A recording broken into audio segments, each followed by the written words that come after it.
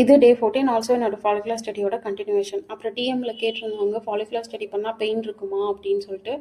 சுத்தமாக பெயின்லாம் எதுவும் இருக்காது. சம் டாக்டர்ஸ் வந்துட்டு அப்டாமினல் ஸ்கேன் மட்டும் பார்ப்பாங்க, சம் டாக்டர்ஸ் வந்துட்டு வஜினல் ஸ்கேன் பார்ப்பாங்க. பெயின் நமக்கு இருக்காது. தென் எங்களோட ஃபாலிகுலர் ஸ்டடியில் அவருக்கு செமனோட ரிசல்ட் வந்துடுச்சு. அதில் வந்துட்டு அவர் நார்மலாக ஆக்டிவாக இருக்கார், எந்த பிரச்சனையும் இல்லை அப்படின்னு சொல்லிட்டாங்க. அதுவும் இல்லாமல் எங்களுக்கு கண்டினியூஸாக 2 ஸ்டடி பார்த்ததுனால 3rd ஸ்டடி வந்து எங்களுக்கு லீவ் விட்டுட்டாங்க. விச் மீன்ஸ் ரெஸ்ட் விட்டுட்டாங்க.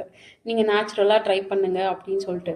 ஓகே, நாங்களும் நேச்சுரலாக ட்ரை பண்ணோம். பார்த்தா 3rd மந்த் வந்து எனக்கு பீரியட்ஸே வரல.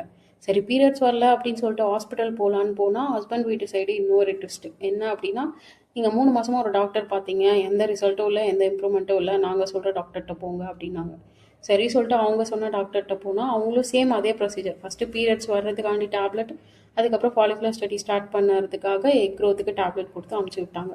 சேம் அதே 10th டே, சேம் அதே எக் ரப்ச்சருக்கு இன்ஜெக்ஷனு, எல்லாம் சேம் அதே ப்ரொசீஜர். அந்த மந்த்தும் எனக்கு ஃபெயிலியர் ஆகிடுச்சு.